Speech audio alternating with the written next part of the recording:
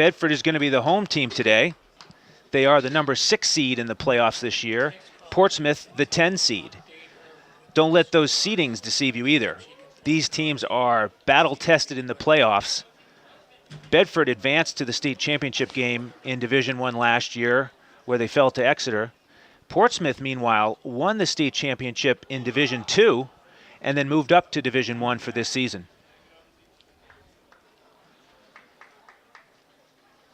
Now, as I mentioned, this was a pitcher's duel in the regular season. Trevor Annaball, the ace of the staff for Bedford, pitched 6 innings and he struck out 11. He's had an absolutely phenomenal season on the mound. 5-1 record, 1.4 ERA, and he has struck out 90 batters while giving up only 18 walks. That's an excellent 5-to-1 ratio. He's struck out 90 in only 50 innings of work, so almost 2 strikeouts per inning. And you see the right-hander now getting loose on the hill with his battery mate, Kyle Levine. Defensively for Bedford, Jared Nykum is at first, T.J. Crowley at second, Ryan Giuliano at short, Nick Duity at third. Around the outfield, Zack Fletcher in left, Michael Pratt in center, and Avery Mossow in right. Avery Mossow was the offensive star of the game in the regular season matchup, knocking in both runs for the Bulldogs. He also hit a grand slam in the first round of the playoffs last week against Winnicunnet in Bedford's 10-0 first-round victory. Bedford's second game of the playoffs was right here at Holman Stadium, a 3-2 victory over BG last Saturday. For Portsmouth, the leadoff batter is Cal Hewitt. He's a center fielder, and he was the star hitter for Portsmouth in the regular season matchup against Bedford. He had 3 hits, 3 runs scored, and he knocked in 3. He had a single, double, and triple. So he's had success against Trevor Annaball, and this is an important matchup to get the game started. Umpires today, Kevin Bolduc behind home plate, David Witham at first, and Dominic Rivetto at third. So here we go to start the semifinals. Trevor Annaball, fastball in the outside corner, and he's ahead on Cal Hewitt. Hewitt is a junior center fielder. The 0-1 on the corner again. And Hewitt's behind 0-2.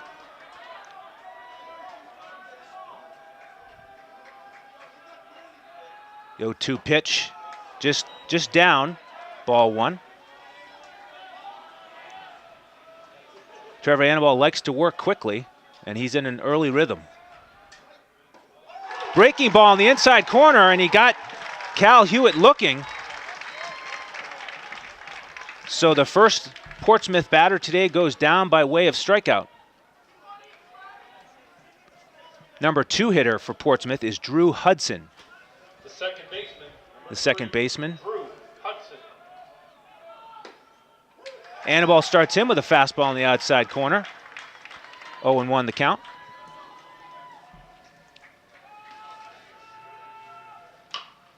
There's a chopper just in front of the mound. Annaball fields it cleanly and makes the play. So Hudson is retired 1-3, and that's 2 up, 2 down here in the top of the first.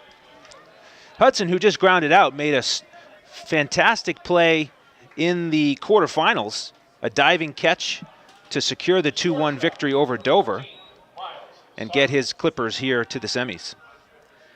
Number 3 hitter Miles Sargent takes a curveball up, ball 1. Sargent is the shortstop, right-handed batter. Fastball misses outside. Count now 2-0.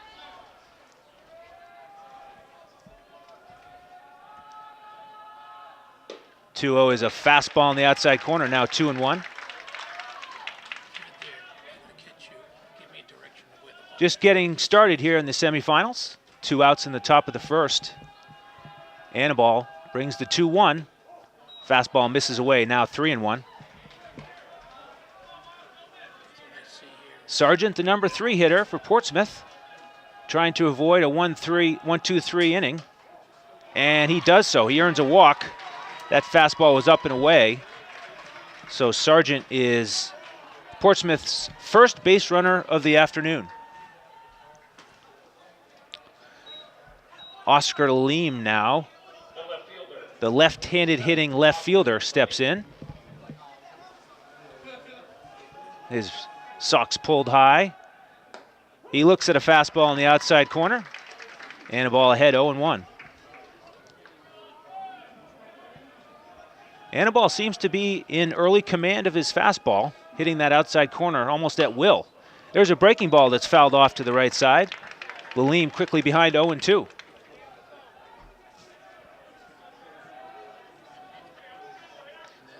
Anibal, a junior right-hander, second team All-State last season. He steps off the rubber momentarily. We're bringing you the game today on BCTV 23 as well as WBNH LP Bedford 105.1. Swing and a miss on the outside corner, and that's the second strikeout in the first inning for Anibal. So Portsmouth's able to get one man on base, but they leave him at first. And midway through the first inning, there's no score.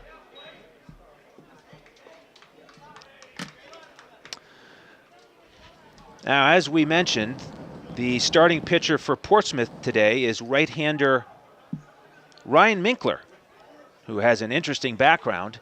He's a sophomore, and he grew up in Thailand along with center fielder Cal Hewitt. They were on an under-10 team together there, and now, thousands of miles away, they find themselves on the same side in the semifinals here of the Division I state baseball playoffs in New Hampshire. Minkler's had a great season. He had a no-hitter back in April against Alvern. It's a 7-0 shutout. He struck out 12 on 103 pitches. And then in that regular season matchup against Bedford, he went all 7 innings, struck out 5, only walked 3. Bedford has their hands full here with the right-handed Minkler. Defensively for Portsmouth, Minkler's battery mate is Jacob Grant. First baseman is Jack Russo. Second baseman Drew Hudson. Shortstop Miles Sargent. Third baseman Justin Blumenthal. Around the outfield, Oscar Lima in left. Cal Hewitt, the center fielder. And Aaron Lundgren in right field. The lineup for Bedford, we're going to start with Michael Pratt, the center fielder. Zack Fletcher in the 2-hole today in left. Trevor Anibal is in the 3-hole. First baseman Jared Nykum is batting cleanup. Kyle Levine, the catcher, will be hitting 5th. Avery Mossow, the right fielder, will hit 6th. Jacoby Collins DHing today in the 7-hole. Nick Duity, the third baseman, will bat 8th. And Ryan Giuliano, the shortstop, will bat 9th. Pratt, an excellent leadoff hitter for Bedford. He leads the team with 17 walks and 30 runs scored to go along with a .396 batting average. Pratt, batting left-handed, steps in, takes a breaking ball down and in from Minkler, ball 1.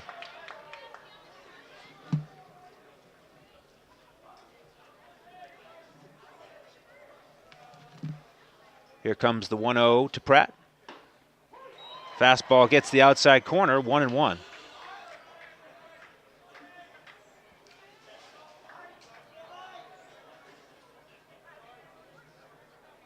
Minkler winds. Here's the 1-1, down and in.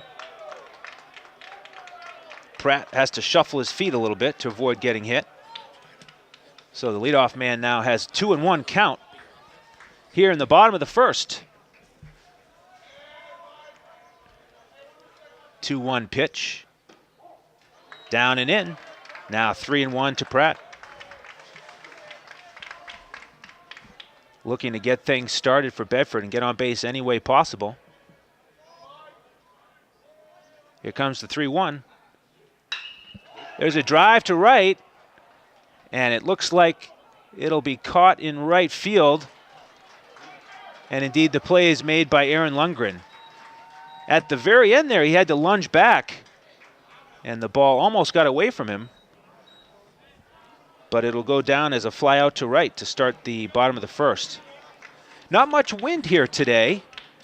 Just a tiny breeze blowing out. And we've got a full cloud cover now, but very comfortable day for baseball. Zack Fletcher steps in, the left-handed hitter. Takes one up and in. Ball one. Fletcher standing close to the plate. Here comes the 1-0. Up and away, now 2-0. Minkler having a bit of a control issue so far. And Fletcher in that advantageous 2-0 count. He fouls one straight back, just over the top of us. And now the count 2-1. Fletcher right on that one, just missed it. And here comes the 2-1. Breaking ball in. And Fletcher fouls it off, now 2-2. Minkler dipped down a little bit there, went sidearm. Had some nice late movement on that pitch. And Fletcher unable to square it up. So 2-2 now, one out, bottom of the first. And Minkler winds. Another breaking ball, just missed. And the count runs full. Zack Fletcher batting .356 on the season. 2 homers and 12 RBI. Fists one into center field. And there's a first runner, base runner of the day for Bedford. Oh, a great piece of hitting there on the 3-2 pitch. Got jammed a little bit, but got just enough of the barrel on it to get it into center field. That'll bring Trevor Annaball to the plate. The number 3 hitter and pitcher for the Bulldogs. Batting .406 on the season with 2 homers and 20 RBI.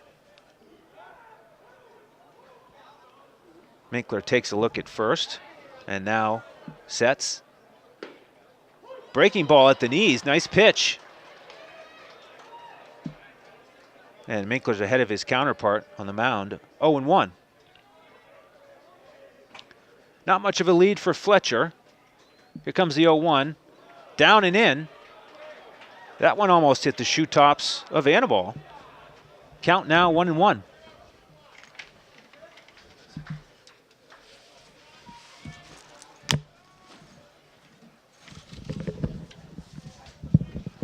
Here comes the 1-1 to Annaball. Breaking ball over for a strike. Count now 1-2.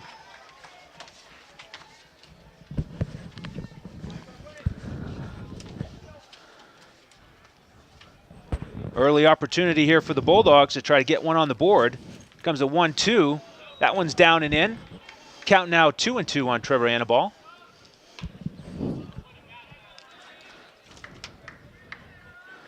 Minkler laboring a bit here in the first. And he steps off.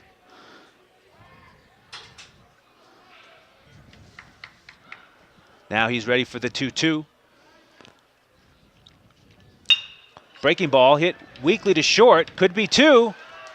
6-4-3, not in time. Annaball beats the throw out to first. But that'll be a fielder's choice. And the second out of the inning is made at second base. I'm happy to welcome Lauren Fox into the booth. I was going to say, are you going to welcome me or am I just going to like hang out here for a while? I can't go that long without talking. You should know that. I know. I just wanted to see if you'd get uncomfortable waiting. No, never. So join the fun. Glad to have you here in the bottom of the first. We'll see if Lauren's the good luck charm as Jared Nykum steps to the plate. And he takes a strike on the inside corner. The state police may be waiting for me after my sojourn down Route 3 to get here. Just saying. I'd never speed. Come on. 0-1 to the cleanup hitter, Jared Nykum. Breaking ball in the inside corner, hit to second, and the play will be made there by Drew Hudson. So Bedford leaves one on base, and after one, there's no score here in Nashua between the Clippers and the Bulldogs. Are we going to commercials or no? No commercials. We're just sticking today, around. everybody. All right, there we go. We are here with you for the duration. Bill Jennings is excited. What? Harry's listening at home. That's good. Why does he not have the game on the radio? It's on the radio. Oh, it is on the radio. It is on the radio. We're on 105.1. There you go. Yes, that was a surprise to me. Yeah, well, somebody asked the question. You know, the funny thing was, though, I went in and I copied the lineup for Bedford from Thursday's game, thinking that it was going to be the exact same lineup today as it was on Thursday. And sure enough, it's identical to Thursday's lineup. Boom. That was a gamble. All the stats are in there, everything. Like, that's big time stuff. So from doing a little bit of research on Minkler, who's pitching for Portsmouth, I guess in showcase games, he topped out at 89. Kid deals. He does. And you saw him throwing back in April about a week after he threw a no-hitter for the Clippers. Yeah, and we talked already in the broadcast about his no-hitter against Alvern earlier in the season. And he's one of those pitchers that doesn't look like he's overpowering because he's doing everything under control. And sometimes you'll find that the velocity just comes naturally when guys aren't overthrowing. And speaking of Ryan Minkler, he's going to lead off the top of the second for the Clippers, the number 5 hitter. First pitch swinging. That's a 2-hopper to second base. TJ Crowley makes the play. And there's one out in the top of the second. It always plays into the Bulldogs' advantage. We talked about this on the broadcast last week when you get guys first ball swinging and recording it out. Because for the Bulldogs, you want to keep Trevor right under that 100 limit. Of course, he's going to be able to go in the championship game regardless, assuming that the Bulldogs get there as the first pitch misses high. But you want to make sure that you're able to stretch him out through 7. Misses down and away 2-0.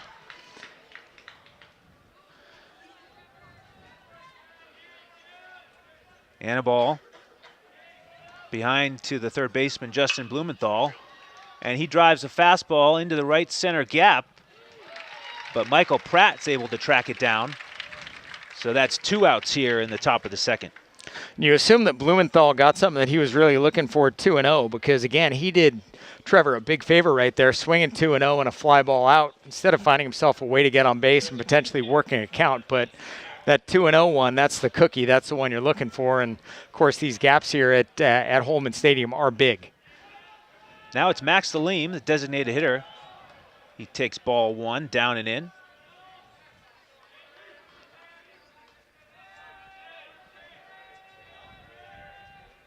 (1-0) is over for a strike now, 1-1.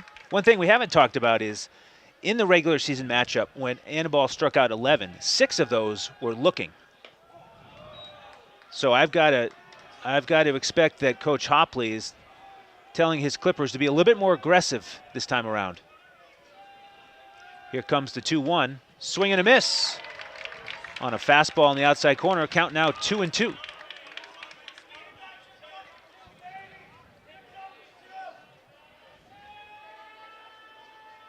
Here comes the 2-2 to Lima, and that's fouled off to the right side. So he stays alive.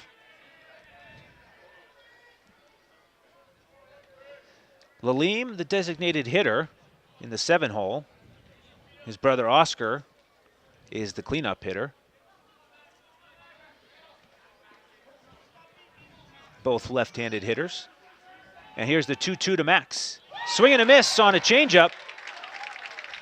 And there's the 3rd strikeout of the afternoon for Anibal.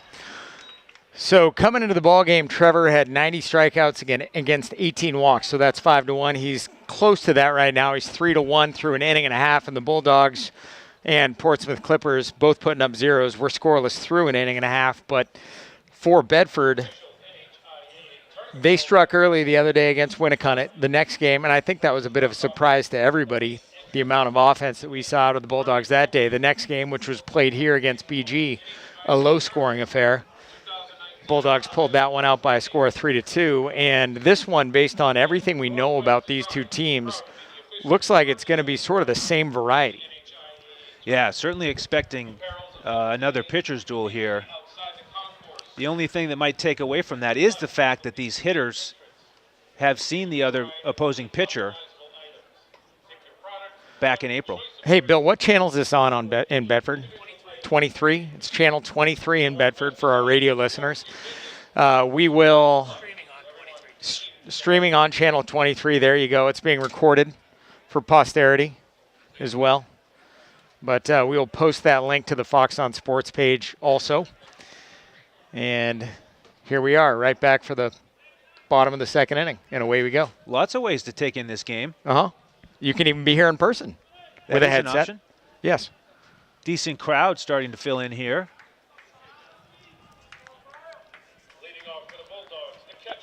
Leading off the bottom of the second is going to be the number 5 hitter, Kyle Levine, Bedford's catcher.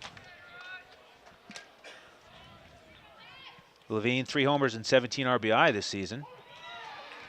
To go along with a .370 batting average, he takes strike 1.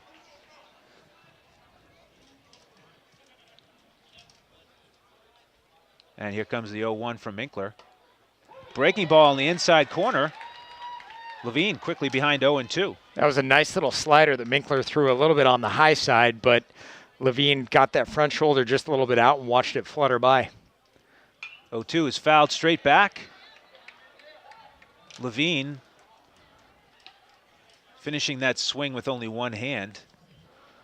Bat almost slipped out of his hands.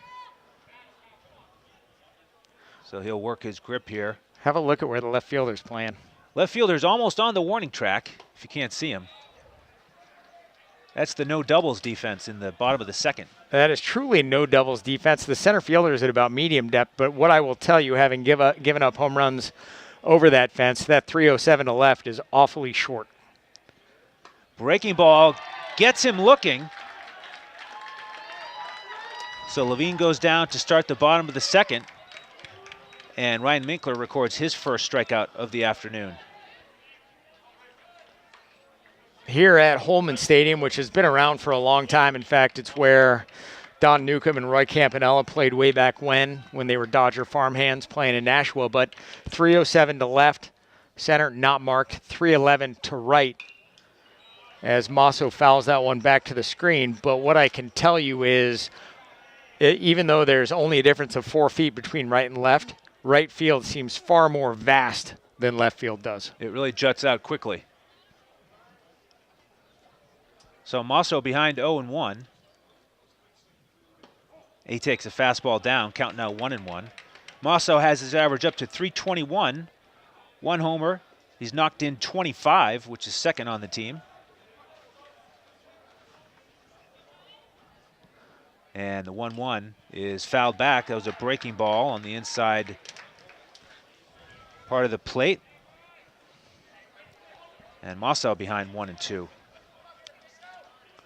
Minkler doing a better job with his command here in the second, being more aggressive and getting ahead in the count after falling behind in the first. Here's the 1-2 to Masso. And that's a base hit to right. Minkler left that one out over the plate, and Masso took advantage with Bedford's second hit, a 1-out single. Nice piece of hitting there by Avery just to hit that ball into right after you were absolutely right. Minkler left up and over the plate. He's a tough one to get to. He certainly is around the plate, throws hard, gets his breaking ball over for strikes. And the Bulldogs, with 1 out here in the bottom of the second, need to get a little bit of something going with Jacoby Collins coming to bat. Well, Avery's brother Jeff is here today, cheering on his brother. And of course, Star Jeff, left-handed pitcher for the Bulldogs. Now it's St. John's. And Jeff pitched here last summer for the Nashua Silver Knights as well. He knows this stadium well. First pitch to Jacoby Collins is a breaking ball for a strike. 0-1 the count here with 1 out in the bottom of the second. Masso takes his lead at first. 0-1 just misses off the outside corner. Count now 1-1 to Collins. Just saw some members of the Bedford High freshman team come wandering in to watch the game. Good to see those guys still taking in a little bit of baseball, even though the season's over. My broadcast partner, Lauren Fox, of course, the freshman baseball coach at Bedford this spring, and he's got the Bugs Bunny role today. He was announced as the coach. I was? Oh, wow. He was on his way to the broadcast booth. I did have the opportunity to coach, but broadcasting a game is what originally got me into baseball, and it truly is what I love doing the most. So, sorry, here I am. Here you are. The runner goes on the 2-1, and Mosso beats the throw as Collins swings and misses to run the count to 2-2, but now he's got a runner in scoring position, the first of the day for either team. I'm curious to see and surprised to see or not to see Portsmouth's head coach come out, because Jake took that swing and stumbled across home plate into the left-handed batter's box, possibly an interference on the catcher's throw, but instead Mosso's at second base after that steal. His third steal of the season. The 2-2 pitch is swung on and missed, so Collins goes down swinging. And now it'll be up to the third baseman, Nick DeWitty, to try to drive in Mosso here. It really looked like the Bulldogs were going to do whatever they could to scratch a run across in this scoreless game here in the bottom of the second.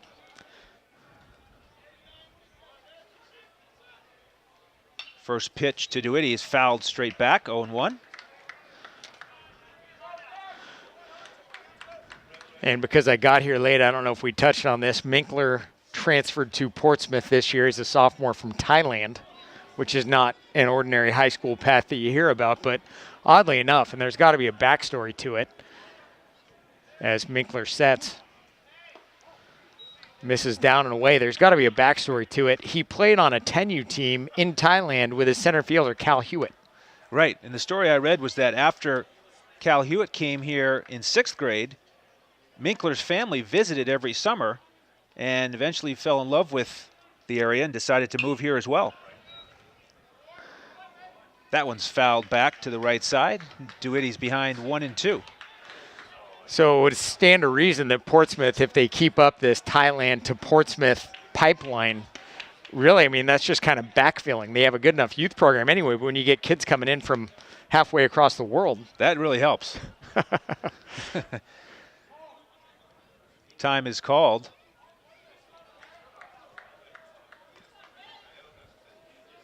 Big spot here early. Bottom of the second, no score, but Bedford has a man in scoring position for Nick DeWitty. Here comes the 1-2. Up and away, ball 2.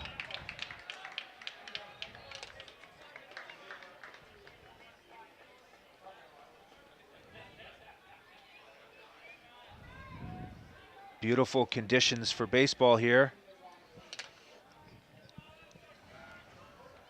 Nice hitting backdrop for DeWitty. And he takes ball 3 outside.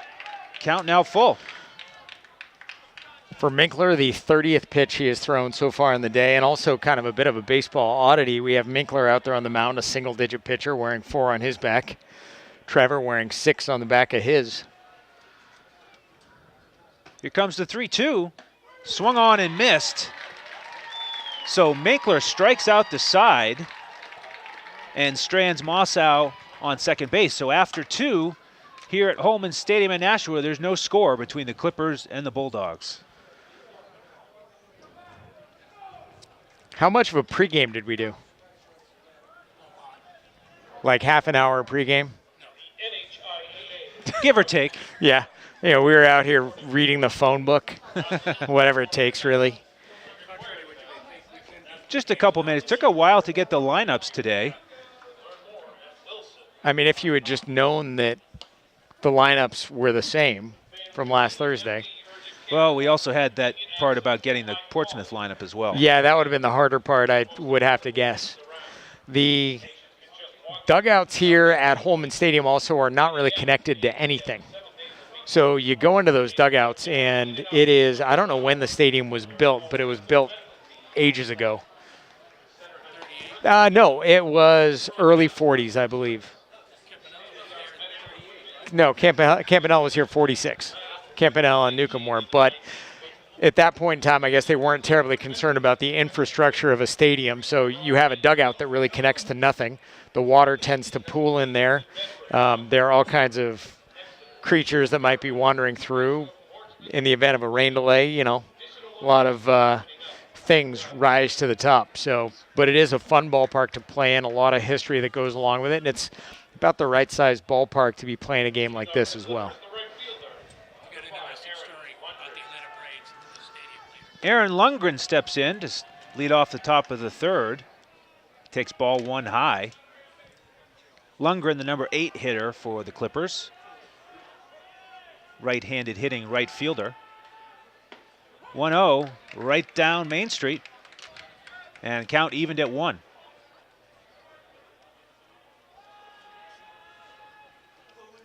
Anibal with 3 strikeouts, no hits so far, just 1 walk. There's a chopper to second, and Giuliano makes the play. 1 down, top of the third. Nice job by Ryan to position himself. He started to charge in, realized the ball was traveling a little bit faster after hitting that infield grass and played it back, and also realized he's got a great arm out there at shortstop, had ample opportunity to make the throw, really didn't have to hurry much at all. Next up for the Clippers is the number 9 hitter, Jacob Grant, catching today. And Anibal wastes no time. First pitch just low. 1-0 the count. There's a fastball fouled back. 1-1 the count to the number 9 hitter.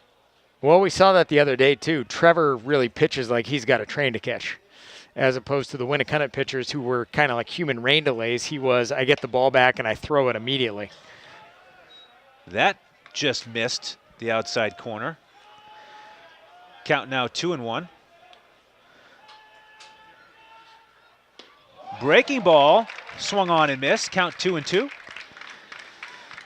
He's got that really nice deuce, and Levine did a great job of helping him out as well, setting up on the outside corner. There it is again, and this time Grant watches it go by for strike 3. So there's 2 down here in the top of the third.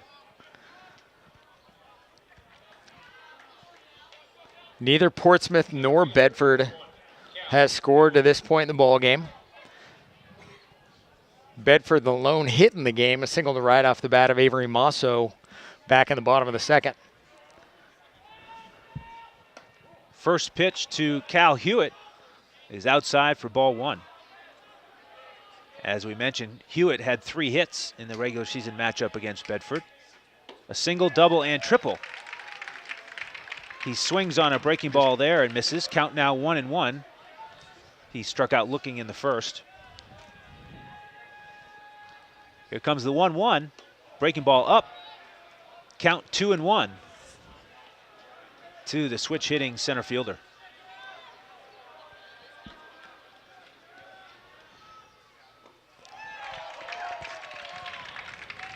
Swings and misses again. Count now 2-2.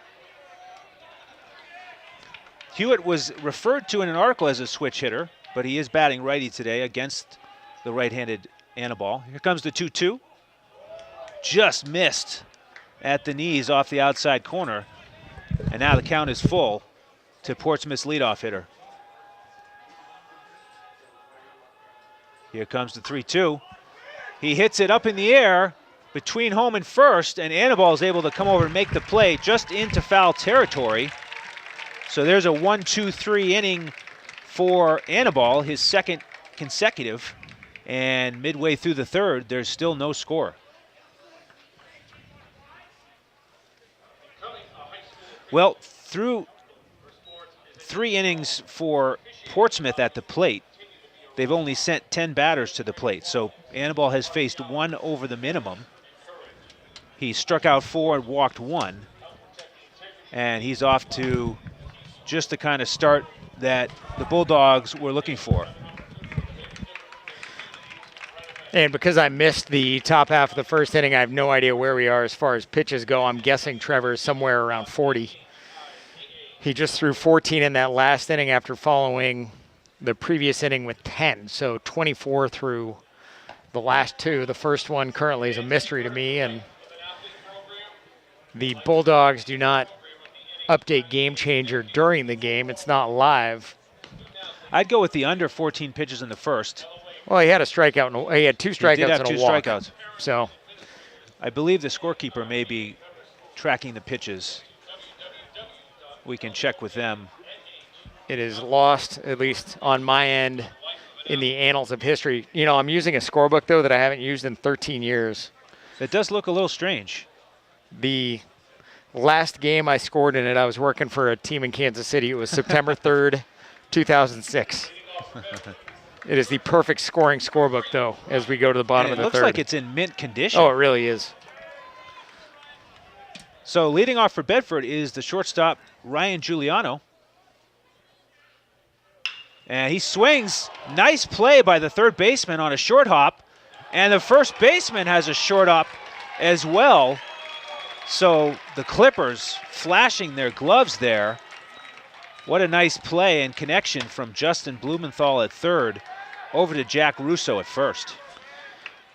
I was going to say, Bill, if you wouldn't mind cutting that one and sending it over to ESPN, I think you might have something for their top 10. Giuliano really hit that one on the button. And Blumenthal dove to his left and short-hopped it. Now, first pitch to Michael Pratt is a strike on the outside corner.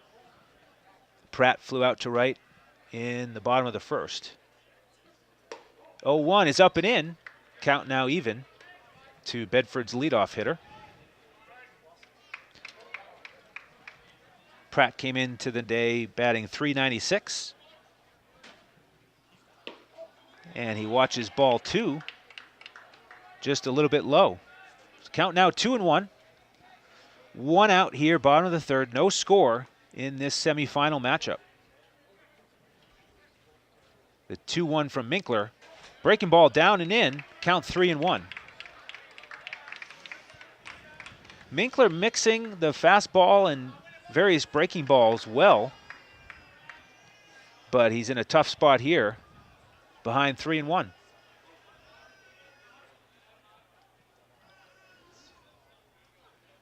Minkler misses in with a fastball, so Pratt trots down to first with a walk. And if you're Ryan Minkler, that's not the guy you want to lose right there. You got an easy out on Giuliano, first pitch swing, and although the defenders made it look really good, you were ahead 0-1 on Pratt, and then one thing leads to another. Now you've walked him 4 pitches out of the zone, and you have Zack Fletcher, who's a bit of a power bat, always finds a way to get on base, and Pratt, who even though he's only 3 of 5 stealing bases, is certainly a bit of a pest out there as he takes a couple steps off and then dives back into the bag. Yeah, we've seen this story before from Pratt, who's walked 17 times on the season and scored 30. Both team highs in those categories. And Minkler throws over in the dirt, gets away from the first baseman. So Pratt is heavy on his mind right now. First pitch to Fletcher's inside. And the other interesting piece that comes out of this is you have Pratt on first base, Fletcher a lefty batter at bat as Minkler fakes over to first again and Pratt goes back. And because they're paying so much attention to Pratt over there at first on the check swing, Fletcher couldn't hold up and the count goes to 1-1. They're paying so much attention to Pratt, there's a massive hole over there on the right side of the diamond. There really is, and it looked like Fletcher may have had his eye on that hole in the last check swing. This one goes behind Fletcher, goes all the way to the backstop, and Pratt hustles into second base easily. So with one out here in the top of the third, Bedford has another runner in scoring position. And unfortunately, sometimes when you're preoccupied with keeping the guy off of second base, you lose your focus and he winds up getting there anyway. That's right. You forget your primary job, which is hitting the target. So here comes the 2-1 to Fletcher. Fastball hit hard to center. Back goes Hewitt. He makes the catch. And Pratt tags and gets to third ahead of the throw. So with 2 outs, Bedford has a runner at third base. Just 90 feet separating Bedford's Pratt from the lead, as it's Annaball who has the opportunity to drive in the game's first run. Now he swings at a breaking ball. He's just out ahead of it. Count 0-1. And a calculated gamble made there by Pratt heading into third base on that ball that was hit to Hewitt. First of all, Hewitt had to back up a little bit. It's a tougher throw for him. And second of all, now he can score on a wild pitch or a passed ball. We've got a pop-up on the right side, though, just in foul territory, and Jack Russo is able to make the play. So that retires the side for the Bulldogs. No score through 3 innings.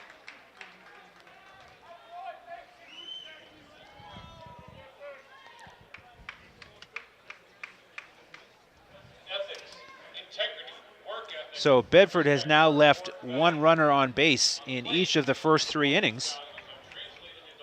And they've had multiple opportunities to score here early, but Minkler's been able to work out of the jam on each occasion.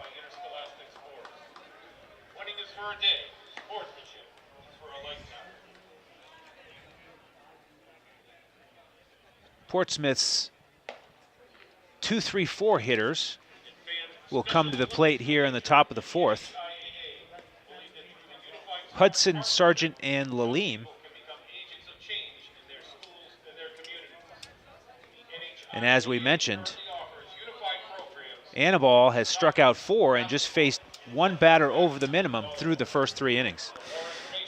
This one's pretty much shaping up exactly how we thought it was going to. I would bet if you had asked me earlier today, I would have told you it would have been scoreless heading into the 4th just based upon these 2 pitchers. Just a good old-fashioned pitcher's duel. And for Portsmouth, even though you're getting a lower seed than you ordinarily get, it's not like you're getting an easy team. This is a tough team with a stacked deck as far as pitchers go. That one hit on the left side. DeWitty fields it on a high hop over to first base to Nykum. Nice stab by Nykum to pick that one out of the dirt. And 1 pitch, 1 out here in the top half of the 4th as the Bedford Bulldogs desperately trying to keep the leadoff man on base and succeed. Love to see this play by the first baseman on both sides so far.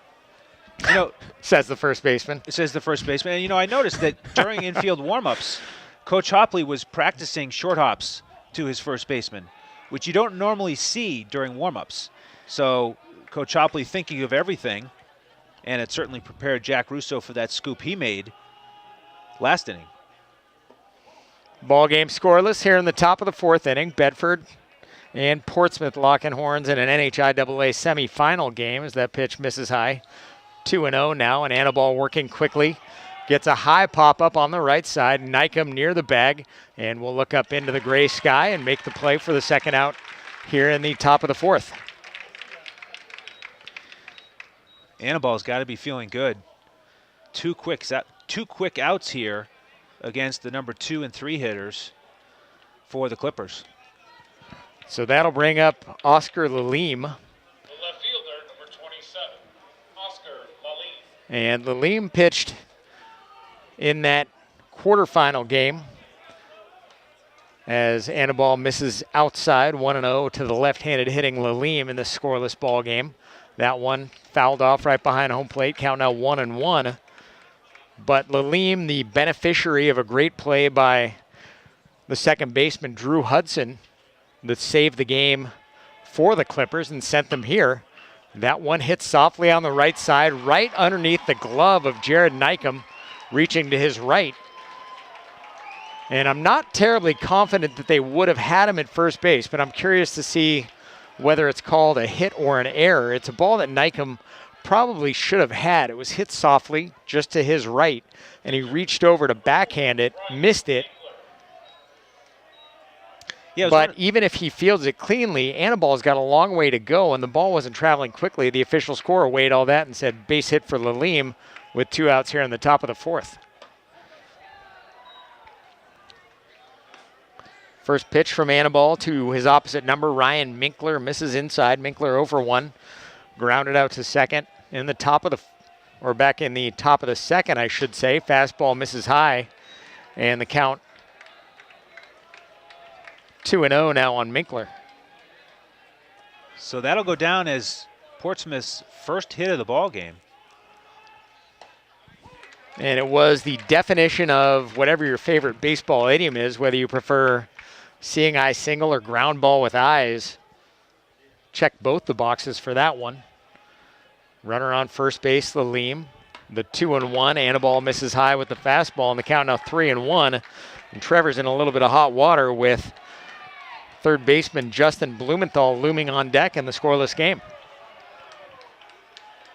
3-1, fouled off left side. Hopley in the third base coaching box leaps for it, but can't get to it, and the count runs full on Minkler. So Portsmouth gets a little bit of a break here, though. The count is full. All the lights are lit. 3-2 and 2 outs. And so Lima will be off with the pitch. A gapper most likely scores him, and instead that rendered a moot point as the pitch misses high and outside, and Minkler draws a full count walk.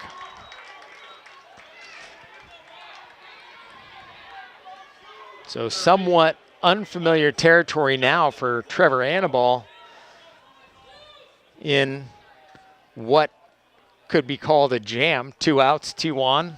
Scoreless game here in the top of the fourth, and one of the Portsmouth players runs out with a jacket from Minkler out there on first base. Indeed, with Lima at second, it's the first time the Clippers have had a runner in scoring position today. Trevor out there wandering around just to the right of the mound and then resumes his spot up there. Didn't look like he liked that slight delay that resulted from Minkler's donning of the coat. First pitch, hit on the ground. Shortstop Giuliano fields it cleanly, decides he'll make the long throw over to Nykum at first in time to get Justin Blumenthal and to end the Clipper threat here in the top half of the fourth inning. Well, hey, we're halfway home through 3.5. It's the Portsmouth Clippers nothing, the Bedford Bulldogs also with nothing. You are watching the game on BCTV and listening to it on Bedford 105.1. You know, that last batter for Portsmouth was the third baseman, Justin Blumenthal. And as I look over the lineup, I'm realizing that Portsmouth is missing Tim Kutzer today, their traditional third baseman, not in the lineup. When these two teams met in the regular season, Kutzer had 2 hits and 2 RBI. So an advantage for Bedford with Kutzer out of the lineup today. And that is an interesting one. Of course, we don't get any game notes or anything along those lines to be able to understand why he's not in the game. He did have Tommy John surgery and sit out all of last year, but it is certainly unfortunate for the Clippers not to have one of the mainstays of their lineup in there, not to mention the arm of Kutzer. He's another one that can take some time on the mound. Yeah, he came in and closed the game and earned the save in the Clippers' quarterfinal win, 2-1 over Dover. Thank you. So, scoreless ball game. Bottom of the fourth inning, the Bulldogs will send to bat here. Nykum, Levine, and Masso, 4-5-6, to face Portsmouth Clipper ace Ryan Minkler, who's only a sophomore. Can you imagine how good that 10U team in Thailand must have been to have Hewitt and Minkler on it? Yeah, unfortunately, that article didn't have any indication of the success of that team. There was no closure. It was, if they get to this, I even found one about them playing together in Thailand, but it didn't shed any light on, okay, how far did they get? Just left us all hanging. First pitch from Minkler, swung on and missed. High fastball to Jared Nykum, count 0-1. Scoreless game, bottom of the fourth. Glad to have you with us. Nice crowd here today at Holman Stadium, and the prize that we will all get if the Bulldogs wind up winning it. And Nykum squibs one down the first base line, just foul, and the count goes to 0-2 on Jared. But the prize that we'll all get is a Monday afternoon matinee game at the home of the Fisher Cats, Northeast Delta Dental Ballpark. This could be 7 o'clock, Bill Jennings tells me. Okay, right. There you go. Monday night, yeah, evening no game. less. Last day of school and a ball game. This could be the inning to send the Bulldogs there if they're going to advance. This is the power section of Bedford's lineup. Nykum leads the team with 4 home runs. Minkler's fastball fouled out of play. Count remains 0-2 on Nykum. After Nykum, Levine will hit next. He has 3 homers, and then Mosso has 1. So between the 3 of them, they have 8 of the team's 12 home runs this season. Minkler gets the sign from his catcher. Grant now deals. Pitch hammered down the first base line. Foul past Tom Stackhouse. Stack didn't even lift a finger at that one. The count holds on 0-2. Nice job with the at-bat here by Nykum, though. 47 pitches that Minkler has thrown through 3+ innings. Scoreless ball game. A lot of the Bedford High baseball team on hand at the lower levels as well. I keep seeing JV guys and freshman guys walking around. Here comes the 0-2. A curveball down and in. Nykum cuts on it and misses, and he'll go down on strikes for the first half, or for the first out in the home half of the 4th inning. Catcher number 24, Kyle Levine. Levine now struck out in the second. He's batting .370 coming into the day today with 3 homers and 17 knocked in. Kyle at bat, righty batter, looks at a curveball low. Count 1-0 on big Kyle Levine, yet a sophomore. So you have a feeling these two are going to be facing off for years as well. Minkler and Levine both are only in their 2nd year of high school. Here comes a 1-0 fastball in the lower half of the zone, but called for a strike by our home plate umpire, in the count 1-1. 1 out, nobody on for the Bulldogs. Scoreless game, bottom of the 4th. Curveball misses low. Count 2-1 on Kyle Levine. Standing in the on-deck circle is Avery Mosso. Bulldogs in their white uniforms, black numbers, red trim. Here comes the 2-1. Fouled off just past Mosso in the on-deck circle, and the count evens up. 2 balls, 2 strikes. Left fielder for Portsmouth, not quite as deep this time around with Levine. Probably about 10 yards off the warning track. Now here comes the 2-2. Swung on and missed. Nice slider away by Minkler, and he picks up yet another strikeout. And 2 outs here in the Bedford half of the 4th inning. Scoreless ball game. Minkler, that is his 4th strikeout. It is his 5th strikeout. My math is bad, or maybe I just missed the strikeout somewhere on there. I don't know. Oh yeah, hey, 5, what do you know? Pitch foul back by Avery Mosso. Avery, a tall left-handed batter, wearing his socks in the traditional way. Pulled up high, dark socks, horizontal red stripes. Big grand slam the other day for Avery in that first-round matchup against Winnicott. The 0-1 hit hard past the diving second baseman Hudson and into right field. So Avery trying to get things started for the Bulldogs here with 2 outs in the bottom of the 4th inning of this scoreless game. Avery continues his hot streak. He's got Minkler's number. Designated hitter number 21. Now, we mentioned he knocked in both runs for Bedford in the regular season matchup against Portsmouth. Hit that grand slam that you mentioned in the first round, and 2 more hits today. So with 2 outs and a man on first, here's Jake Collins. First pitch taken low, ball 1. Struck out swinging his first time up. 6-pitch at bat. Mosso over there at first base being held on by the first baseman Jack Russo. Mosso taking a nice big lead over there. Fastball taken down low for ball 2 to Collins, and the count 2-0. Scoreless ball game, bottom of the 4th inning. Here at Holman Stadium in Nashua. This one a semifinal game. Minkler had Mosso leaning toward second base. Real quick move over to first. Mosso narrowly got back. Mosso, of course, stole second in the 2nd inning. Here comes the 2-0. That one fouled back just to our right. And right back down into the stands. Count now 2-0 on Jacoby Collins. He's a senior, came into the game hitting .286, but like most of the Bulldogs, does a great job of getting on base. .392 on base percentage for Jacoby. a change that they have made, if you haven't been to Holman Stadium in some time, and in light of some recent current events, I guess it's not terribly surprising. They have now stretched netting all the way down past the dugout on each side. It was not like that as recently as last year.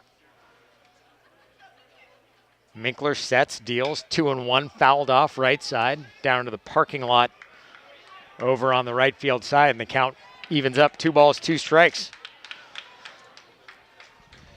Scoreless game, bottom of the 4th inning.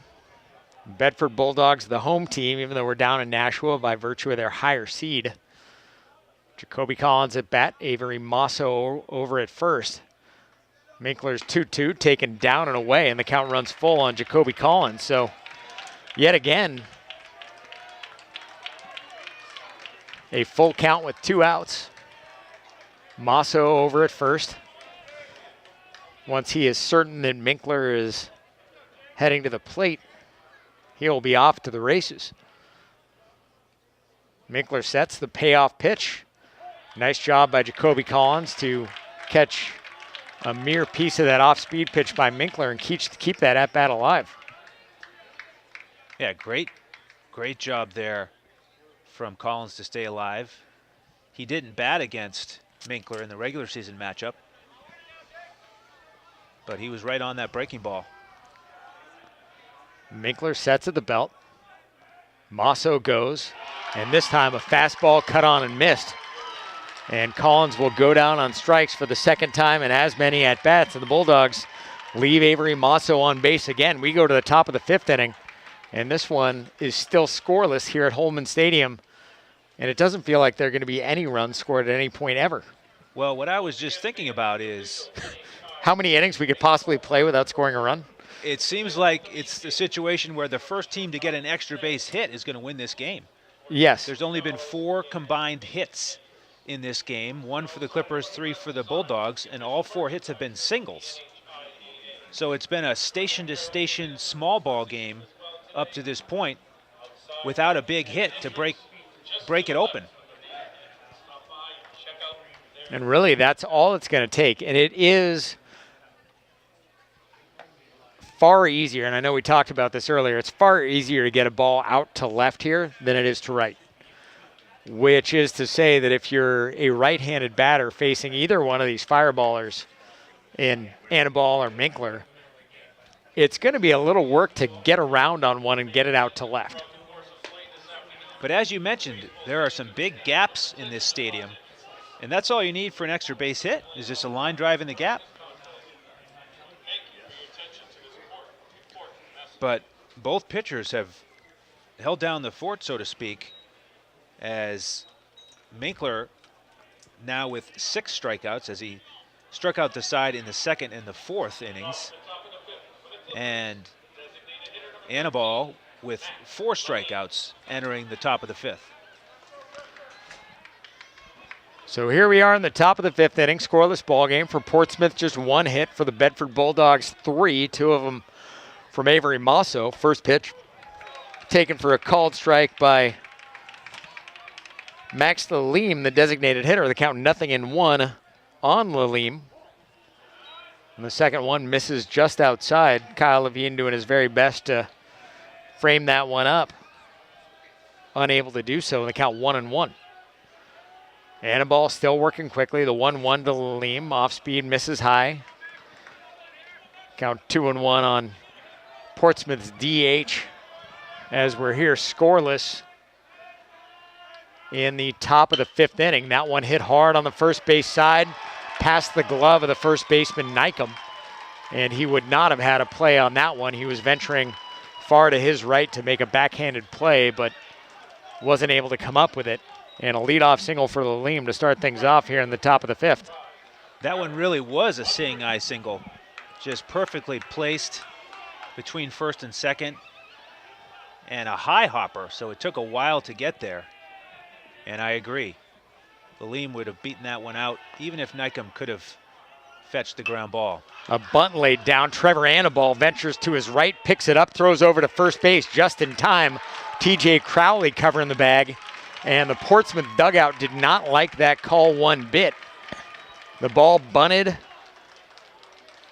Just to our left of the stripe between home plate and the pitcher's mound, Trevor pounced on it like a cat, had a quick look at second base, threw over to first, and because the first baseman, Nykum, had crashed, Crowley went over to first to cover, but his feet weren't quite set, and he wound up catching the ball and then looking for the bag and got it down, but you heard notable groans from that Portsmouth dugout. That was really a bang-bang play. Bedford fortunate to get that call. And there's no instant replay today here in Nashua, so that call will stand. And of course, Coach Hopley didn't go out there to say anything or ask for any help with a 3-umpire crew. Of course, it's far easier to get help than it would be if it were one guy or even two guys working it themselves. But Billy Chapman, immediately after that play, headed out to the mound, and the first thing that popped into my head was, did he see something? Did Trevor slip? And is he concerned about some sort of injury? No, he's talking to his team and setting up defense because he, of course, realizes that in this scoreless game in the top of the fifth, runs are at a premium. Portsmouth has a man on second base with 1 out, and their number 9 batter, Jacob Grant, coming up. How do you keep him on second base or keep him from scoring? First pitch, fouled off, left side, or an attempted bunt, I should say. Nick DeWitty gave chase, but it falls harmlessly between home and third, and the count 0-1 on Jacob Grant. Frustrating when you're a head coach and you're trying to manufacture that run and you say, hey, go up, just lay one down, we'll try to get this guy home, and your batter can't get one down. Runner taking a good lead from second is Max Levine. That one fouled off behind home plate, and the count 0-2 now on Jacob Grant. And it really can change the tenor of an inning if you're the Portsmouth Clippers. Instead of having a guy on third base and 2 outs, now Grant, the number 9 batter, is in a bit of a hole. Annabelle checks the runner at second base. Here's the 0-2, fouled off right side into the net that we were talking about. Count hangs on at 0-2. Scoreless game, top of the 5th inning.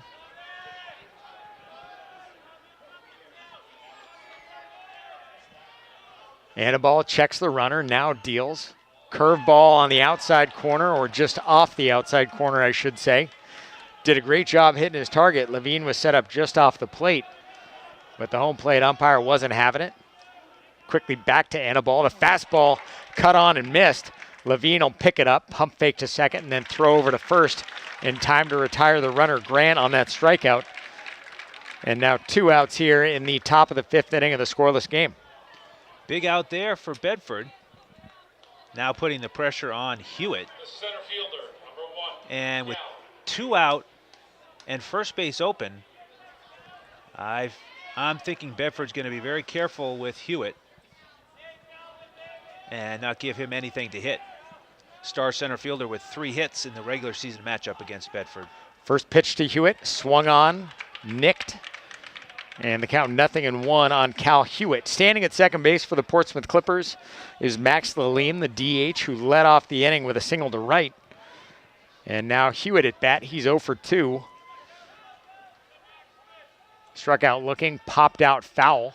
This time hits one down the left field line, but foul by about a yard.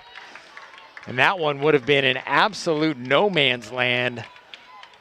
And the Bulldogs get a bit of a break there. It was a pitch down and into Hewitt, hit it right off his hands.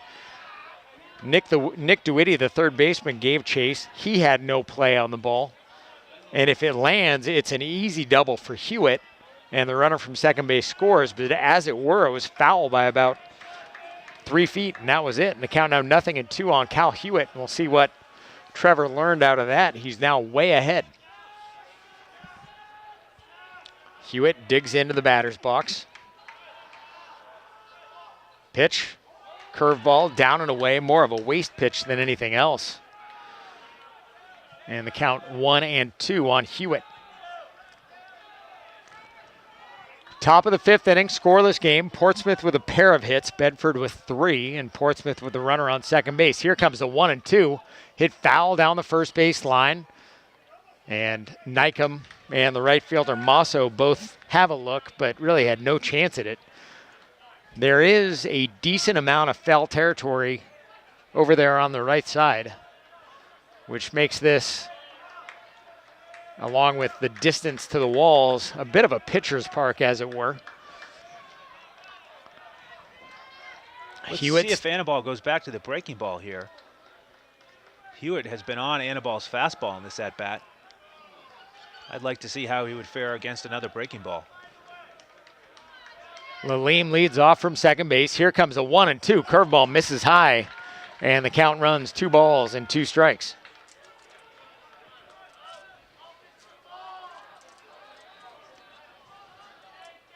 Well, you typically don't want to leave a curveball up, but that one was high and certainly worth a shot to see if Hewitt would chase it, maybe pop it up. But he had the discipline to let it go. Lima out there at second base, taking a decent lead. TJ Crowley keeping him honest over at second. Here comes the 2-2. That one is hit high in the air to shallow center field. Giuliano goes out. Pratt comes in, and Pratt will make the play on that high pop. Giuliano excited about it, pounds his fist into his glove, and the Bulldogs get the out. Third out here in the top of the 5th inning. And in spite of the fact that Portsmouth had a runner on second base with 1 out, they can't convert. We go to the bottom half of the 5th inning, we are still scoreless. Tell you what, if all baseball games were played as crisply as this one is, baseball wouldn't be having the challenges that it's having right now. Yeah, this is really an old school type of ball game. The pitcher's duel. Annaball working quickly for Bedford. Just over an hour into the game, and we're already at the bottom of the 5th here on BCTV 23 and WBNH LP Bedford. I actually just posted the link to the Fox on Sports Facebook page. So if you're interested in that, you can access it via the Facebooks at foxonsports.com, which will actually just take you right there. It's the magic of the internet. But we are scoreless in this one. It is being played with a very good pace to it. And both teams have pitching in the bullpen, but I don't think anybody's really thinking about the next guy out there. They're thinking about, okay, how do we get a run across before our guy gets to his number? I don't expect to see any pitcher today not named Annaball or Minkler. Well, if we have extra innings. Unless we go to extra innings. It's going to happen. So we move on to the bottom of the 5th inning. Scoreless game. Nick DeWitty coming to bat. Struck out his first time up. That was back in the 2nd. He'll be followed by Ryan Giuliano and Michael Pratt. 8-9-1 in the Bulldogs lineup. First pitch from Minkler. Hit hard left side. Shortstop Sargent picks it up, throws on the run over to first, and gets DeWitty by a couple steps for the first out here in the bottom of the 5th. Nice play there by Sargent. Good wheels from DeWitty, and he got him by a step. That one, pitch number 63 from Minkler, so both pitchers have been economical to this point in the game, which would stand to reason. Bedford has scratched 3 hits, and Portsmouth has had 2, and now here's the freshman, Ryan Giuliano. First pitch from Minkler. Slider nicks the inside corner. The count 0-1. So for Minkler, a guy who throws in the high 80s, to have that breaking ball that moves as much as his does. And Giuliano rips that one down the third base line. Blumenthal dives, gets to his feet, throws to first.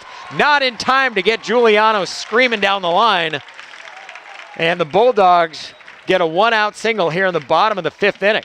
Well, great hustle by Giuliano to beat that out, because Justin Blumenthal made another excellent stop at third base, looking for back-to-back highlight reel plays defensively after his last chance that he converted for an out.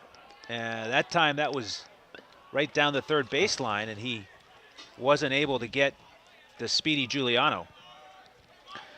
That was a Brooks Robinson-esque play to actually get to the ball, but he couldn't pick it clean out of the glove, and it was that double clutch that really cost him a bit. Pratt golfs one, foul past Stackhouse in the first base coaching box, count 0-1. Pratt walked his last time up, flied out to right back in the first on a play that the right fielder Lundgren kind of drifted on, and the ball almost beat him. Giuliano over at first base. I do not believe that Ryan has been successful stealing a base yet this season. There you go. He's 4 for 4. Why did he not appear on my list? Minkler looks back, chases Giuliano back with his eyes. The count 0-1 on left-handed hitting Michael Pratt. Scoreless game, bottom of the 5th. Pratt hits one high and deep to right. Lundgren going back just in front of the warning track, makes the catch. And Giuliano will trot back into first base after that deep fly ball off the bat of Michael Pratt. Now there are 2 outs here in the bottom of the 5th. Pratt really got that one square on the barrel. You wonder if perhaps that might have been an extra base hit if we were back in Bedford at the SAU field. For whatever reason in this field, the gaps are just big. And of course, he hit that one high. He gave Lundgren ample time to get underneath it. So now with 2 outs here in the bottom of the 5th, Zack Fletcher will come to bat. Giuliano at first, big lead. Minkler throws over. Giuliano dives back.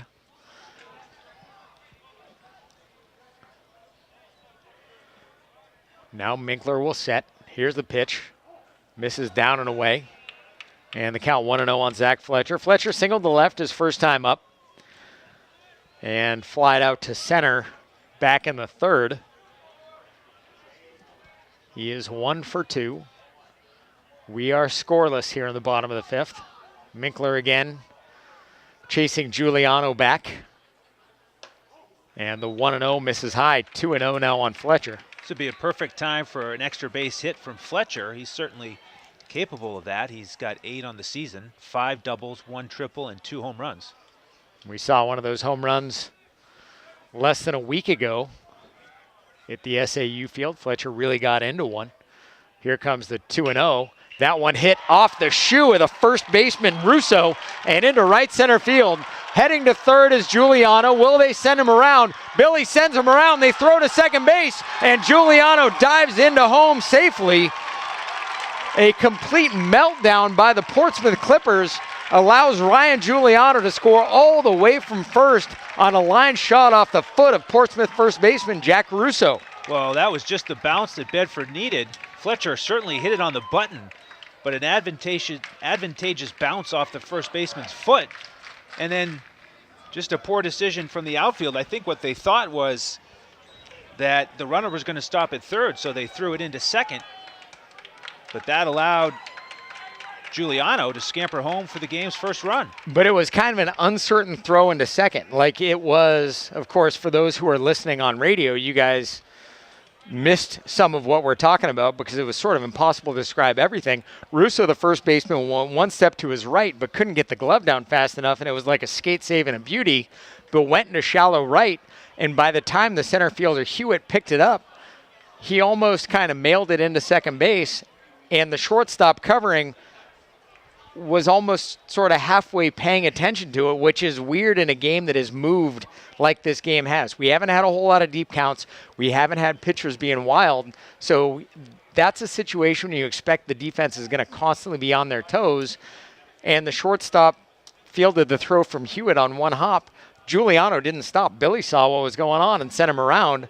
And Giuliano scored easily on it. There was no throw. Yeah, if that throw had gone directly from the outfield to home plate, oh, he would have been out. He would have been out from me to you. he wouldn't have scored.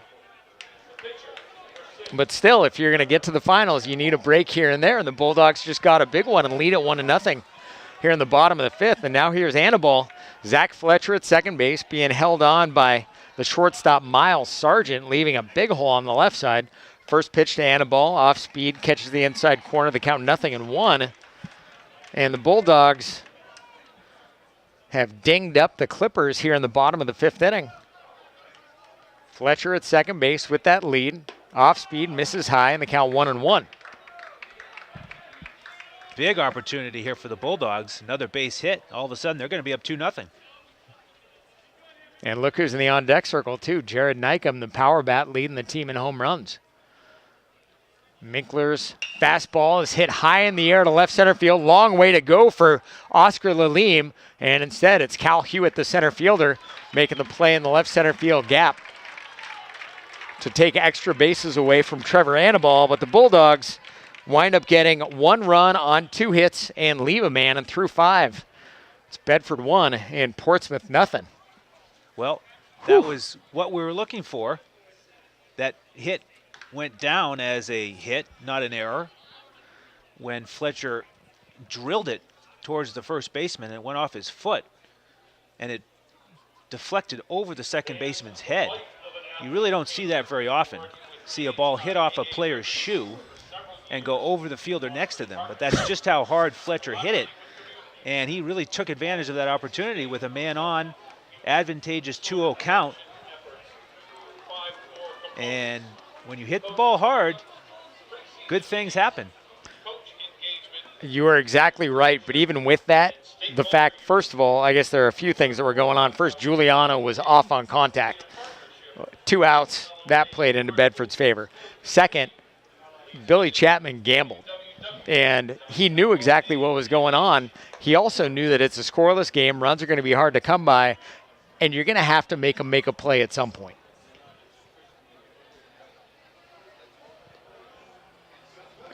So here we are, top of the 6th inning. The Bulldogs, Trevor Annaball will face 2, 3, and 4 for the Portsmouth Clippers. Drew Hudson, Miles Sargent, and Oscar Levine. And we will see how Trevor battles here. First pitch taken for a fastball, or fastball taken for a strike, and the count 0-1. Pitch number 72 for Trevor. That one taken for a ball. And the count 1-1. Hudson 0 for 2 on the day. Ground out to the pitcher and to the third baseman. Here comes the 1-1. That one, a Texas leaguer over on the right side. Crowley goes out. And the first baseman, Nykum, also going out, gave way. And it's Crowley that winds up catching the ball off the bat of Hudson for the first out here in the top of the 6th inning. Big to get that leadoff hitter with the 3 and 4 hitters coming up for the Clippers. As the Concord Crimson Tide file into the stadium. The 1 seed, seeing who they're, assuming of course that they win their matchup, seeing who they might see in the finals if they get there. First pitch to the shortstop, Sargent, misses. Concord, of course, playing Londonderry in the other semifinal game. And that one went right according to the chalk. The 1 versus the 4. Ours, not so much. Fastball taken high, and count 2-0 on Miles Sargent. That's right. If you're just joining us now, Bedford is the 6th seed, Portsmouth the 10 seed. Here comes the 2-0. That one hit high and deep to left. Long way to go for the left fielder, and an over-the-shoulder catch made by Zack Fletcher. And just after the catch, 2 steps later, crashes into that low wall down the left field line. So a beautiful play made by Zack Fletcher, made a little bit better by the fact that his first step was in and the ball was hit right over his head. He had a long way to go to make that play. Well, normally we see a great play defensively like that, and then the player will follow it up with a great hit. But the reverse here for Fletcher, that big hit last inning to score Bedford's run, and then the highlight catch in left. Fastball to Oscar Levine, misses outside, count 1-0. If you are wondering for Annaball, he is around 78 pitches, and this time I thought he had hit Oscar Levine with it, but it looked like it got in the dirt. Levine had that sort of look of disgust that a cleanup batter would have if he had the bat taken out of his hands, but looked like it just missed the strike zone and the batter. Now the count 2-0 on Levine. Annaball's fastball hit on the ground right side. Crowley slips, picks up the ball regardless, and flips it over to first base to get the third out here in the top of the 6th inning. So the Bulldogs get a 1-2-3 inning. A pop-up, a line drive to left. Great play made there by Zack Fletcher, and then a ground ball over to the right side to Crowley, and that'll do it for Portsmouth in the visiting half of the 6th. The Bulldogs will come to bat in the bottom half of the 6th, trying to add to their 1-0 lead. Yeah, what a fantastic play by Fletcher out there in left. Again, if you're listening on radio, he ended up catching that right by the wall, and that certainly would have been at least a double for the number 3 hitter, Sargent, with 1 out. But instead, Annaball gets his 3rd inning today, 1-2-3. And his shutout is intact after 6 with 5 strikeouts. Minkler still out there for the Clippers. It's been a good one, man. This has been as advertised. Great playoff baseball, 1-0 in the 6th.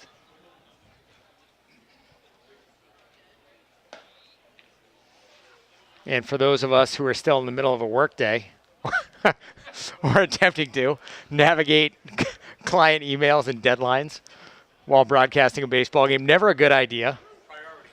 Two things that do not mix, yes. No, priorities are I want to call this game because, hey, where else would I rather be? I've already driven kids all over the state for various activities.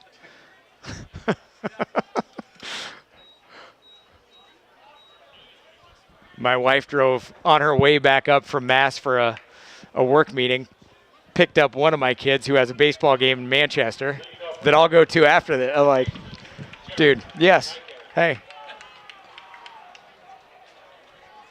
We got a good one, too. It made it worthwhile. 1-0 Bedford here in the bottom of the 6th inning. Jared Nykum to lead things off for the Bulldogs against Portsmouth righty Ryan Minkler. First pitch from Minkler. Little cut fastball away, swung on and missed. And the count 0-1 on Nykum. It's 4-5-6 for the Bulldogs. Nykum, Levine, and Avery Mosso. Slider misses down and in, count 1-1. And the Portsmouth crowd thinking that one was over. From our vantage point, it did not look like it was the case. Here's Minkler's 1-1, taken for a strike, and the count now 1-2. Jared's in a hole. He's 0 for 2 today. Grounded out to second, back in the first, struck out swinging in the 4th. And neither Minkler nor Annabelle wastes a whole lot of time out there. The 1-2, ripped to center field. It'll get down to on one hop in front of the center fielder Hewitt, and a leadoff single for Jared Nykum here in the bottom of the 6th. Really nice swing there from Nykum, who lifts his hands at first base to try to keep the energy up on the Bedford dugout. But with 2 strikes there, he just kept his hands inside that fastball and put a really nice swing on it. And I was wondering about this too. Nykum does not run terribly well. The Bulldogs are bringing out Graham Reynolds, the senior, to pinch run for Nykum, trying to scratch across an insurance run. Yeah, we'll see what Coach Chapman does here with Kyle Levine. Bedford doesn't sacrifice bunt very often, just 2 on the season. With a guy who handles the bat as well as Kyle, I don't know that I'd be interested in a sac bunt necessarily. I'd be more interested in him punching one over to the right side, taking advantage of that huge hole, as well as the speed and the instincts of Reynolds. Throw over to first, Reynolds dives back in. Certainly options here. And that's what you want. Already ahead 1-0, looking for that insurance run. Pitch to Levine, fouled back to the screen. Reynolds count 0-1. Reynolds 1 for 1 on stolen bases this season. Reynolds, a soccer player who took a couple years off of baseball, came back out for his senior year, and he's been along for quite a ride. Now here's the 0-1. Slider taken for a strike, and the count 0-2 on Kyle, who's having a rough day at bat. Struck out twice today, looking back in the second, swinging in the 4th. So now Kyle's in a hole, 0-2. The Bulldogs are leading it 1-0 here in the bottom of the 6th. Minkler steps off, looks over to first, now looks over to first again. Reynolds and Minkler just playing a game of cat and mouse over there. Now here's the 0-2, and Kyle Levine tries to duck out of the way, instead wears it on his left shoulder, and Kyle will jog down to first base. And I will tell you, as a pitcher, there is nothing worse than being ahead 0-2 and hitting a guy. That one hurts, literally and figuratively. Literally for the Bulldogs, figuratively for the Clippers. Oh, Kyle's a catcher. That's nothing. That was like playing patty cake. Bottom of the 6th. In one sense, that does feel good because it got him to first base. Bottom of the 6th, 1-0 Bedford. Nobody out. Runners on first and second. It looks like Billy Chapman's got another ace in the hole there. A pinch runner coming in for Levine. And it will be the freshman Ben Stewart heading on out to run the bases.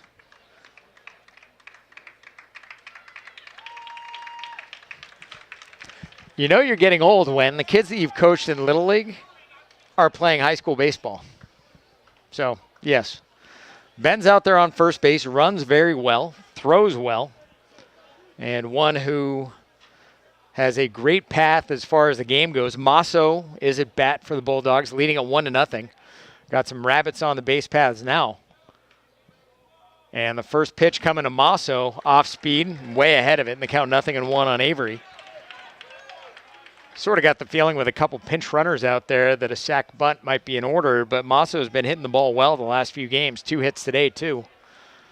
2 for 2 in today's action. Now Minkler deals the 0-1, taken down low, and the count 1-1 on Avery Masso.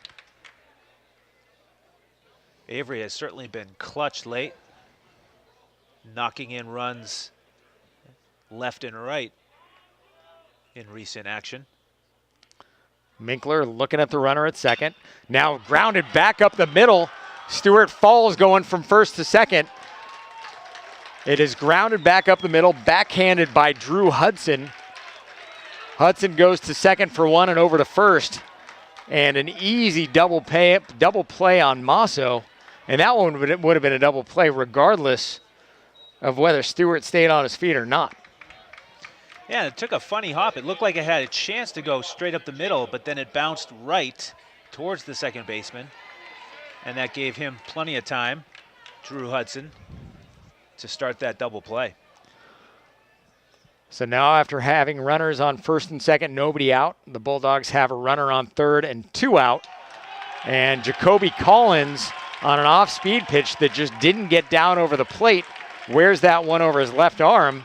And Coach Hopley, after remaining somewhat quiet after I think he might have thought Levine didn't get out of the way on the 0-2, is now asking why Jacoby Collins doesn't have to give space either.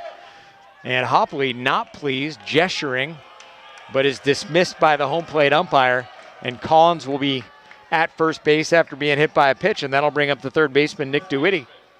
Close call there for sure. Collins certainly didn't move back away from the plate the way that we saw with Kyle Levine on his hit by pitch. Portsmouth's catcher, Jacob Grant, giving some signs, the first and third defense. It is rare that you see it called. Sometimes it happens at pivotal times during a game. Pitch, fastball, taken off the outside corner, 1-0 on Nick DeWitty. I think the most famous would be Don Drysdale working on his scoreless inning streak. Hit a San Francisco Giants batter and they waved it off. It would have brought home a run. The Bulldogs will certainly take this one, though. Here comes the 1-0 to DeWitty, down and in. And DeWitty jump ropes right over it, and the count now 2-0 on Nick. Almost the third hit batter in the inning. That one was a fastball. The 2 hit by pitches were on the breaking ball from the right-handed Minkler. Those breaking balls breaking towards the plate, but traveling that inside part of the plate, hit the right-handed hitting Bulldogs. It was odd. Through 5 innings, Minkler had walked only 1 batter. And in this inning, he's hit 2, almost 3. And the Bulldogs, runners at the corners, 1 out. DeWitty hits it down the right field line, but it is curving foul. And the count goes to 2-1 on Nick DeWitty. That was that 2-0 count again, and DeWitty put a nice swing on that, hit it hard. It just trailed foul down the right field line.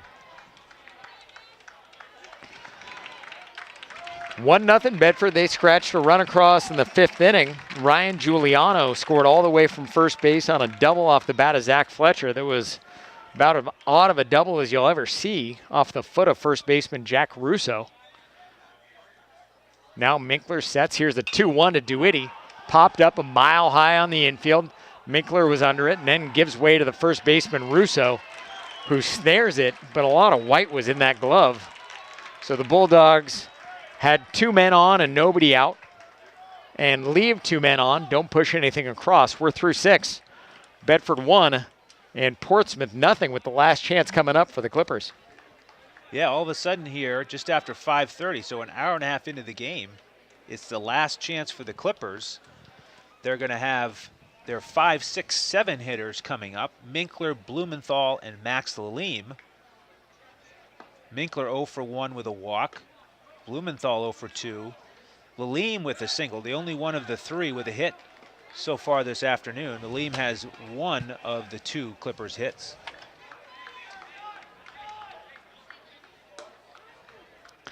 By my count, which is guaranteed to be inaccurate, Anibal has thrown 80 through 6, and Minkler has thrown 88 through 6. So these guys, even if we wind up going through extras, chances are nobody's shutting it down. So we are ready to roll. The Portsmouth Clippers trying to keep their season alive. And, of course, we talked about the pinch runners that we had for the Bulldogs in the bottom of the 6th inning. Levine had one. Nykum had one as well. The pinch runners, once they're done, the position players can re-enter, and the pinch runners are done for the day, in case you're not familiar with the substitution patterns.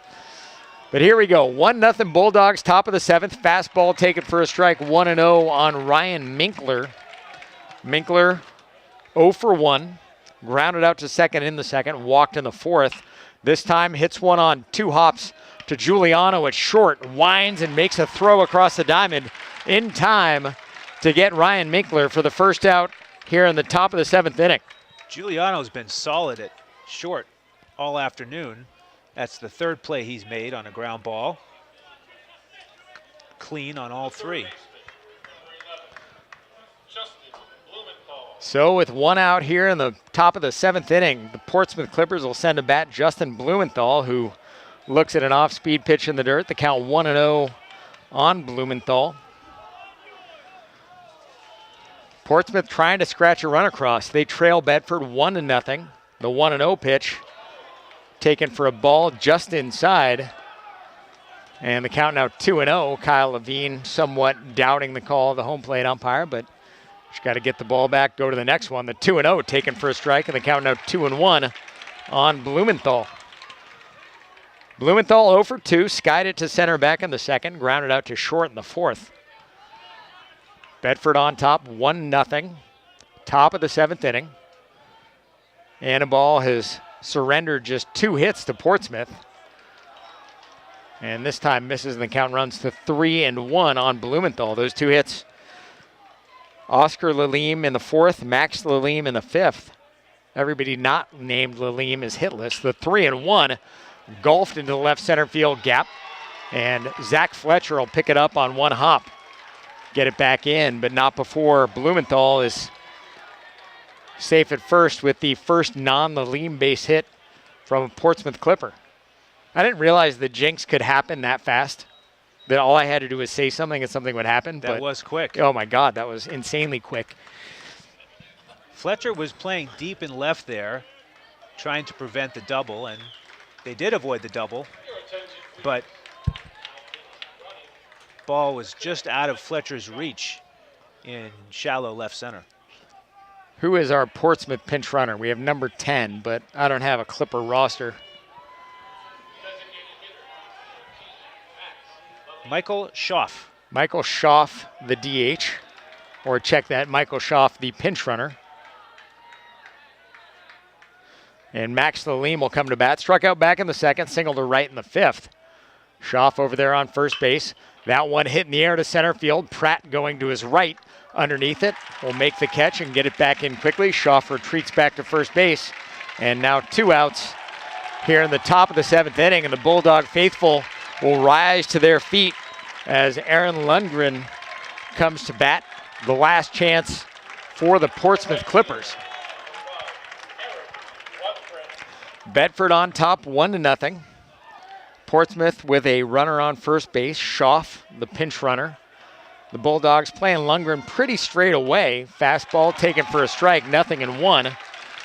Lundgren grounded to second, or check that, grounded to short back in the 3rd, and a sac bunt in the 5th. Lundgren waving the bat around like he's Joe Morgan. The 0-1 taken for a strike right down Broadway. Levine set up away. The pitch was right down the middle. Lundgren let it go, and now Trevor's way ahead.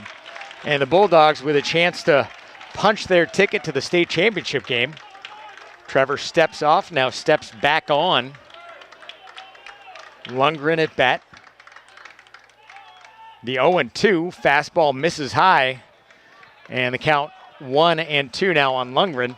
Levine had a notion of throwing down to first base, but you don't want to gamble on that one. You do that, you can have a runner on third base in no time. Here comes the 1-2. Popped up high on the right side in foul territory, and Nykum underneath in the first base coach's box makes the catch, and the Bulldogs, an improbable win here in the semifinals. They are going to the finals where they'll face the winner of Concord and Londonderry. What an outing for Trevor Annaball. A 3-hit shutout. Just continues his outstanding performance on the mound throughout the season, carrying the Bulldogs back to that state championship position where they'll look to avenge last season's loss to Exeter.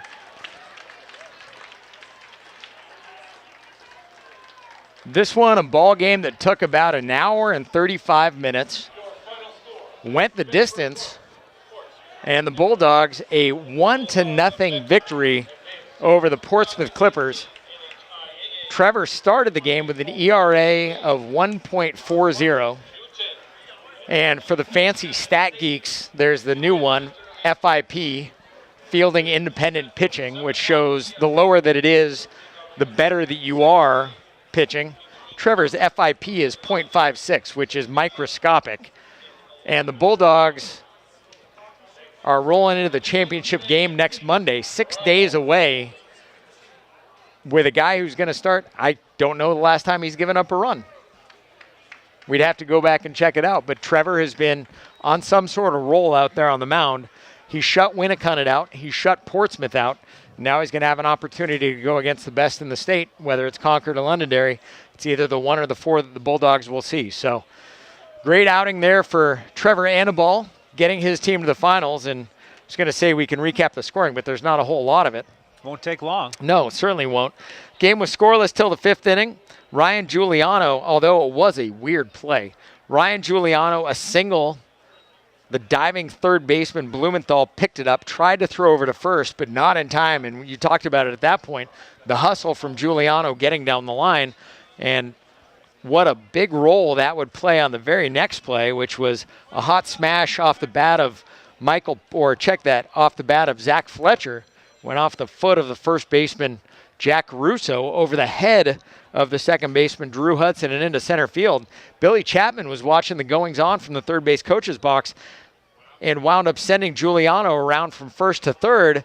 And then when the ball didn't get back into second base cleanly, Billy wound up sending Giuliano all the way around for the only run of the game, an absolute fluke run. I'd love to be able to see it on the replay. Oh, that's right, we have it. And we will certainly be able to see it. But the Bulldogs get that only run of the game in just about as wild of a fashion as you could possibly imagine. Yeah, there were 2 outs on that play. So a big gamble that paid off for the Bulldogs against a pitcher in Ryan Minkler for Portsmouth, who was outstanding in his own right, striking out 6 Bulldogs and only giving up 6 hits. So Bedford really played sharp, and they took advantage of that one opportunity that they had by being aggressive on the base paths to get that one run. So the winning pitcher in the game, and I guess it went exactly as we thought it was going to. Trevor Annaball pitched the Bulldogs to the championship, picks up his 6th win of the season. The losing pitcher, almost undeservedly so, is Ryan Minkler. He pitched an absolute gem of a game. The sophomore really has a bright future ahead of him. And the Bulldogs somehow emerged from this one 1-0.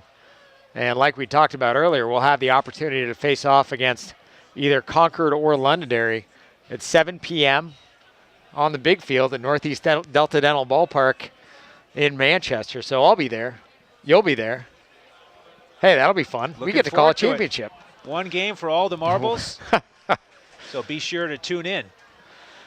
So thank you for joining us. Thank you, of course, to our producer here, Bill Jennings, and cameraman and chief cook and bottle washer, I guess, as it were, here, making sure that everything gets on the air. Thank you to my broadcast partner, Andrew Hansen, for holding down the fort while I was miraculously evading the state police. And thank you to the Bulldogs for allowing us to be a part of this run. So, again, the Bulldogs 1-0 victorious over the Portsmouth Clippers, punching their ticket to the NHIAA Division I championship game and enjoying themselves in a little bit of celebration on the field. You have been listening to Bedford Bulldog Baseball on Bedford 105.1 WBNH LP, as well as watching it on BCTV Channel 23.